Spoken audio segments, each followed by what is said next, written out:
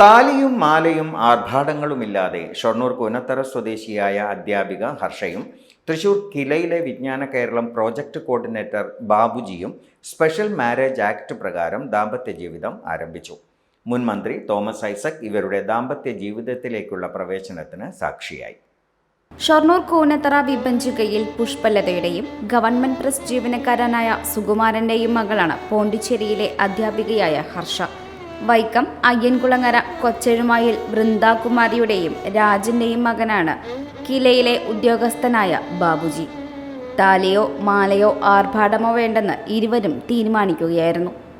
ഇവരുടെ താൽപ്പര്യത്തിന് വീട്ടുകാരും സമ്മതം നൽകിയതോടെ രജിസ്ട്രാറുടെ മുമ്പിൽ ഇരുവരും ഒപ്പിട്ട് ദാമ്പത്യ ജീവിതത്തിലേക്ക് കടന്നു. രജിസ്റ്ററിൽ മുൻ മന്ത്രി തോമസ് ഐസക്കാണ് സാക്ഷിയായത്. സ്പെഷ്യൽ മാരേജ് ആക്ട് പ്രകാരം വിവാഹം ചെയ്ത ഇരുവരും ക്ഷണിക്കപ്പെട്ടവർക്ക് വിരുന്നും നൽകി. തോമസ് ഐസക്കിനൊപ്പം സരിനും ചടങ്ങിൽ പങ്കെടുത്തു. ആരോഗ്യത്തോടെ ഇരിക്കാം, മികച്ച പരിചരണം ഞങ്ങളുടെ ഉറപ്പ്. Shoranur medical trust, Shoranur. Dot view news. കാഴ്ചകളാണ് ലോകം, കണ്ടു തുടങ്ങുക.